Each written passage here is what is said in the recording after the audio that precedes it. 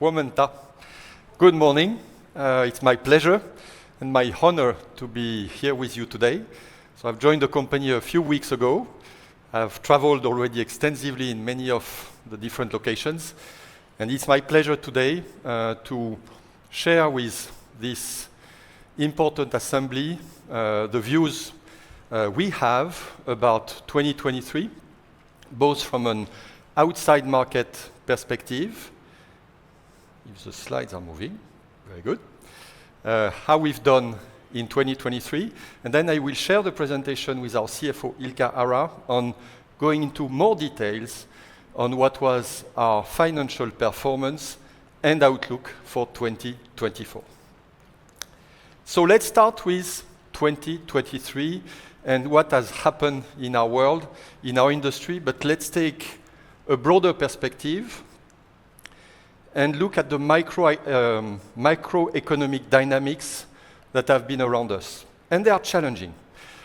Some things have been slightly better. I think if we look back at what life was 1 year ago, 2 years ago, I think we all remember the high disruption coming from COVID, the high disruption coming from supply and shortages that have made the life of our customers more difficult, the rapid cost inflation. So all these factors have eased somewhat, meaning there are still issues that we are facing daily.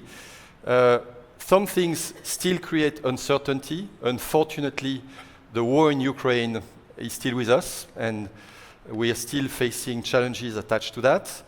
We see other geopolitical tension. Actually, the list is long, and the list will probably stay long for the coming future. And we still live with inflation. And inflation being very uneven across the world, but inflation is back in our world, and that's a reality that we have to face. And some new things are emerging or getting more confirmed. We saw in 23 the Western construction market being more challenging. I'll try to detail that. And we've seen challenges in the Chinese market, which will probably keep going for the future. Now, talking about China, which indeed is raising a lot of questions. First of all, China is the biggest market in our industry. So if there is any doubt, for us, it's an absolute strategic imperative to be in China. We like to say that it's our fitness lab. It's probably the place where the market is the most competitive, but it's a place where we believe we have to be competitive and we have to fight, say, on a daily basis to be the best of the global competitor. With that in mind, when we look at the market, the uncertainty on the new construction market remains. Some figures, some are concerning, and we watch them, I would say, on a daily basis. But we have also to see that in China, with the new construction being actually fairly challenging, there are still many opportunities. There are opportunities in services where actually the markets are growing, and there are opportunities in modernization, which, by the way, is also going in the way of sustainability, and where we see actually opportunities in excess of double digits. So there are real opportunities, even in places that might look challenging. With all of this, if we take a bit of, let's say, perspective of longer term, over a couple years, we've lost 1 billion sales in China. But we've gone through, and we've transformed the company, we've adapted the company, and now China represents still a large share of our business, but I would say only 25%. Well, actually, a few years ago, it was much more.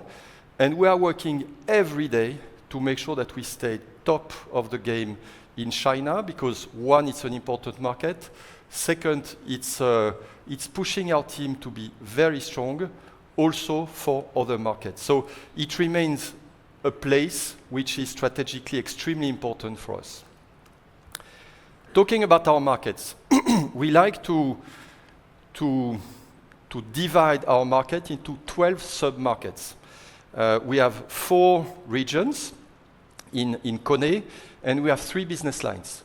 The new building solutions, and you can see that in 3 out of 4, we see negative market trends. Pretty negative in North America in 23, Ilkka will be talking about this. It seems to be improving in 24. Europe, Middle East and Africa, fairly negative. We'll see about 24. APAC, meaning Asia-Pac, without China, in very positive territory. Actually, the chance to be in that part of the world last week, really seeing cranes everywhere. So the world is not flat, and there are different realities in different parts of the world, and China, again, being in negative territory. Now, all the rest, meaning services and modernization, which is the time where we modernize building, is all in positive territory, and I would say the overall modernization market, which today represent 2 billion sales, so close to 20% of our sales, that market is close to growing double digits. And the sum of services and modernization for KONEen represent 55% of our business.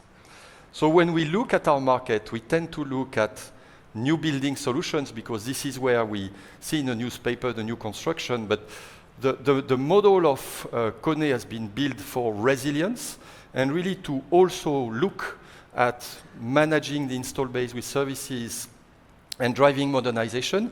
And you can see that in those markets, there is growth and there is opportunity. And we, in this world that is being a bit complicated, really not flat, we want to be very precise by product line, by area, so that we make the most of the opportunities that are in front of us.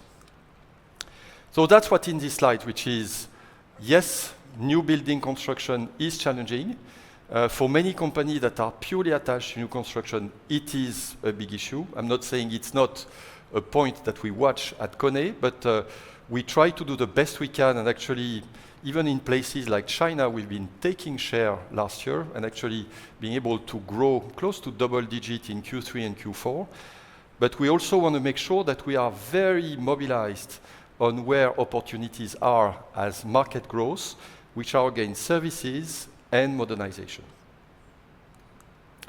So with that in mind and hoping that we paint a picture that is clear for all of you to understand in which environment we are operating, now I'd like to go to the second part of the presentation, which is what have we done and how well and where are the challenges that we face as KONEen in 2023. So overall, a financial performance that proves the resilience of our model, and that's really important. And to prove this, let's look at a few figures. First of all, our orders. And when we look at orders, we can look at them in a different way. Exchange rate have been changing a lot, so we try to look at with exchange rate changing, but also at comparable exchange rate, which is the value you have in the top of every graph. At comparable exchange rate, we managed in 2023 to have orders close to flat, -1, with actually a second part of the year, which was much more positive than the first part of the year, which of course is encouraging when we look at 24. Sales growth at comparable exchange rate of 5%, reaching 11 billion of sales, which I would say is very encouraging in those market conditions. A very disciplined approach on our profitability, both on the selectivity we had in terms of which project to take and managing our cost, helping us to reach a very healthy improvement of our profit to 11.4. Actually, Q4 was reaching 12.8, and we are very clear that we need to further work to improve our profitability. All of this ending into a cash flow generation of 1.5 billion euro for 2023. If we look in more detail at the three product lines I was mentioning, so a very strong performance in services. We've been growing north of 9% overall our services. We are looking every year, we are working every day and we're looking every year at how many lift in service we are adding to our total, and we are now in excess of 1.6 million lift in service. And within this lift in service, we're also working on connecting those elevators so that we can actually deliver an even better service for our customers. On this one, we are reaching roughly 17% of connected elevators, which is a figure that has been progressing, but I wish we could progress faster. And that's probably a theme that will be reinforced in our communication going forward. Modernization, I was mentioning this as a big opportunity. It's a place where we've been delivering very well, growing in excess of 20%, which is really excellent. And again, we are reaching now close to 2 billion sales in modernization, close to 4 billion sales in services. So the sum of the two, 6 billion, makes 55% of our sales. And on new building solution, in spite of market that you've seen have been, let's say, negative in 3 areas out of 4, we've managed to keep a stable order book, which I would say is pretty good in those market conditions. Strategic agenda, 5 directions that have not changed in the past 4 years. I will not comment on the first one because we didn't measure last year with all the organization change our employee engagement, but on the 4 next one, still very solid on customer loyalty. A few points to watch in China. We've been growing faster than market. We've been improving our profitability and long is the way, and we have a roadmap to keep going there. And still a very strong focus on sustainability, which actually is a place where I'm personally very committed. I know there are some questions in the room about this, and we welcome those questions, but we think that part is a signature of KONEen. That's actually one reason why also I was excited to join the company, because there is a very clear guidance from the board to bring the sustainability bar very high. And I'm committed to make sure that we'll keep raising the bar when it comes to sustainability. In a few territories, one is energy and environment, of course, where KONEen was the first company to take public commitment, science-based commitment, science-based targets, both on scope 1 and 2, minus 50% by the end of 2030, minus 40% on scope 3, which is the biggest part of our carbon footprint, where we are on our way to reaching our targets. It's a marathon with no finish line. It's an humbling experience because every day you keep learning, but I'm glad to see the momentum, and I'm committed to make sure that we keep raising the bar. We've been in 23 the first industry carbon neutral company having carbon neutral manufacturing units in our industry, 18 months in advance to our planning. So pretty good job here. Again, it's never over, and we need to keep working on this. Working hard on diversity and inclusion. So quoting here one of our targets, not the only one, but one of our targets, where we reached 25.2 women at director level. Some might say it's not enough, and I agree with that. Our goal is 35%. Actually, our ultimate goal should be 50 to reflect the diversity we have in the world, but every step goes in the right direction, and we are very resolute to make progress here. And of course, safety. Safety is a very important attribute of our business, and I must say I've been impressed by the mobilization in a company when it comes to safety. All of this resulting into external recognition, which has been very encouraging and rewarding the hard work done by our teams. We said a year ago we wanted to build a new operating model which would allow us to save 100 million euro, but I would say even more importantly, actually operate faster and closer to our customers. We did. We launched this project, or we pushed on the button in July 2023, and the company now is operating with this new operating model with more empowerment in our areas and global functions, supporting our area leaders in front of our customers. It's a journey, but we've done exceptional progress, I would say, in the past 6 months. Still some work to do, but most of the key items have been delivered. Innovation, very important. We are a technology company. We are a company that goes in the 21st century with more digital inside. These are 2 directions that are important for us. One on the digital transformation, second on the cost competitiveness in markets like China, for instance. In that construct, Juvinka is very important in our setup to drive the right innovation. I'll spend personally a lot of time on that topic because I think we can still keep raising the bar to, in the end, delight our customer and make success with our customers, which is what makes us exciting every day. And I wanted to end up that part with a few commercial success, which makes us very proud on a daily basis. 3 of them actually are modernization projects in the US, in an infrastructure project, in China, in a commercial building, and in London with Citigroup, which is a great example of sustainability commitment. And the last one, which is in Malaysia, is the 2nd tallest tower in the world, equipped with a KONEen elevator, and we are very proud of this success. So with that in mind, I'm going to pass the mic to Ilkka Haran, as CFO, to go in more detail about our financial performance. Thank you very much.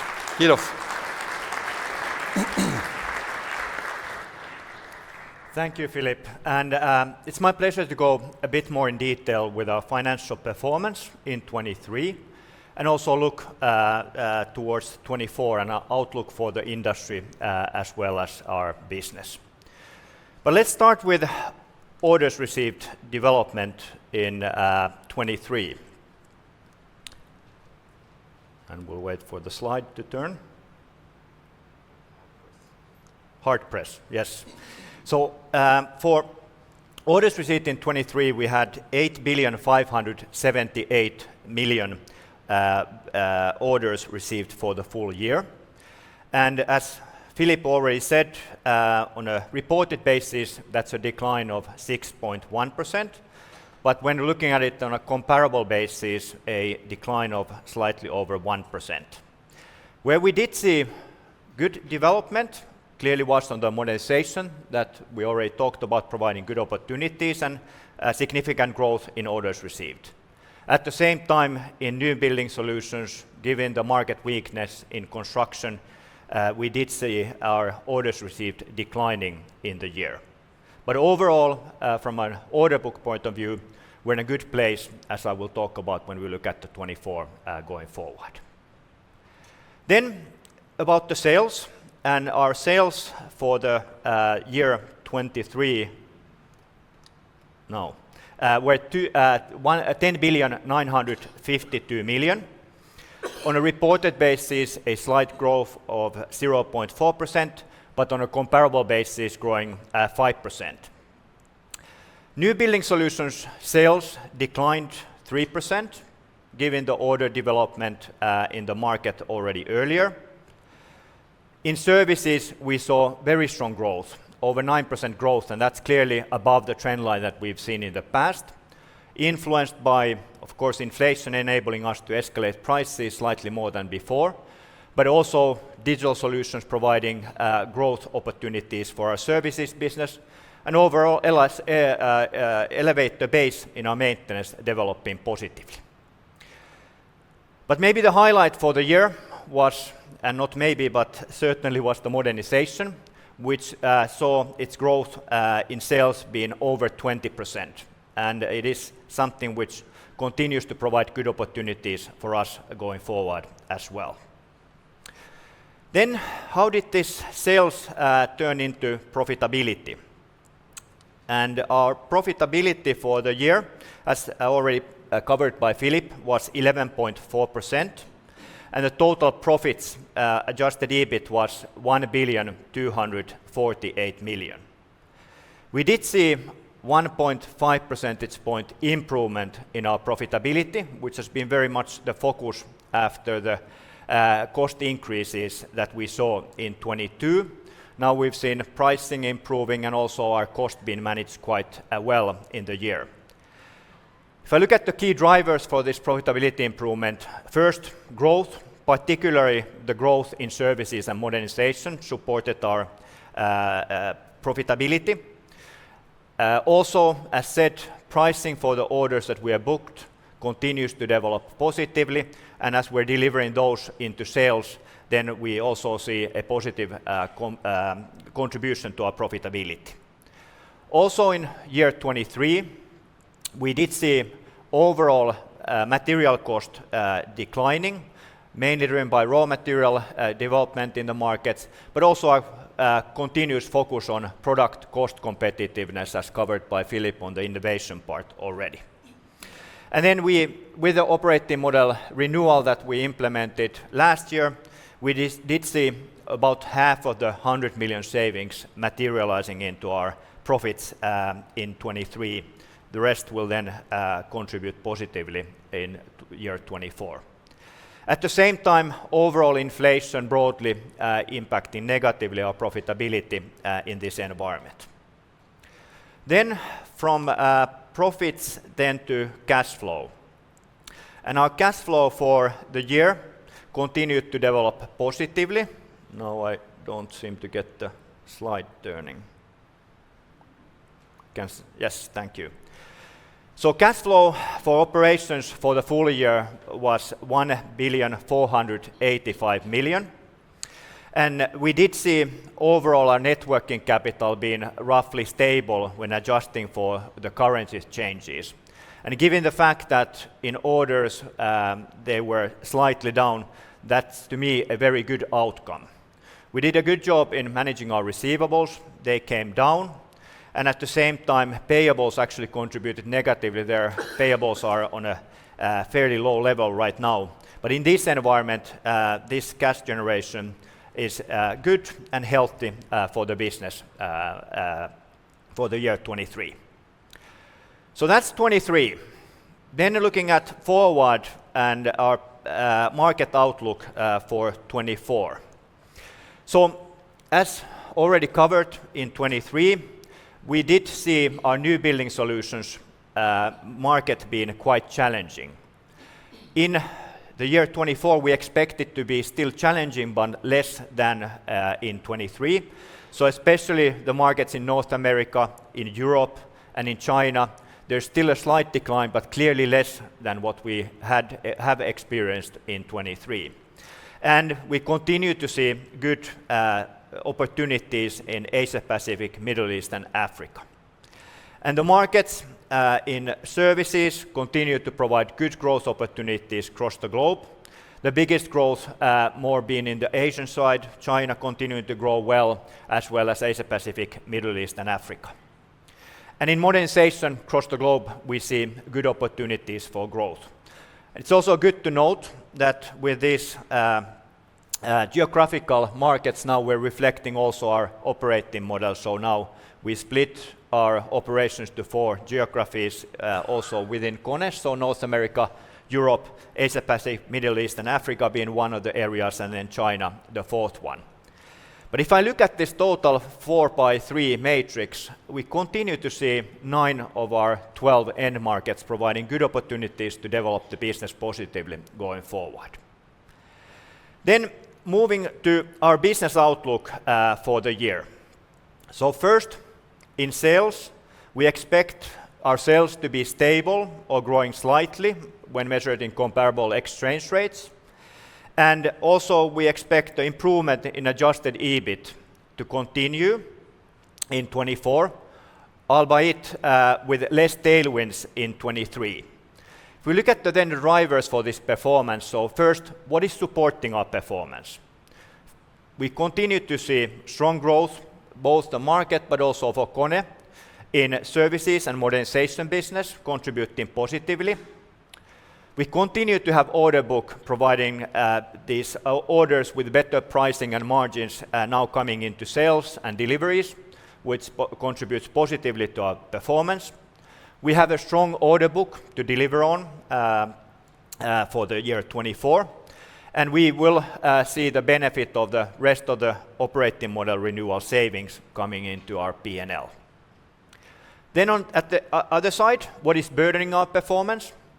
First, the decline that we expect in the new building solutions market in China, as well as the uncertainty around the markets in North America as well as in Europe.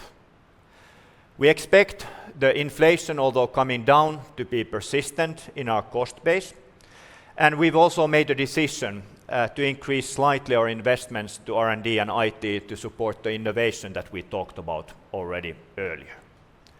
But with that, I'll hand over, Philippe, to you to close the presentation. Thank you, Ilkka. And we're going to try to go to the next slide. I'm going to try. And we made it. Wow. Good. So to wrap it up, we are very happy and very proud with the performance that we've been able to drive in service and modernization. We will drive for more, but we think that the performance we drove here in conditions that were not always easy is solid. We are satisfied with a stable order book and looking at the majority of our market, we see opportunities and we'll try to unleash and find those opportunities. And we are really committed on offer competitiveness, customer focus, having a stronger local accountability in line with our new operating model. And we think that these are the best guarantee for long-term profitable growth, which is our motto as we are driving the company forward. So with this, we thank you for your attention, and we are more than happy to take questions, whether at the board level or at the executive team level, to bring as much clarity as we can to this assembly. Thank you very much.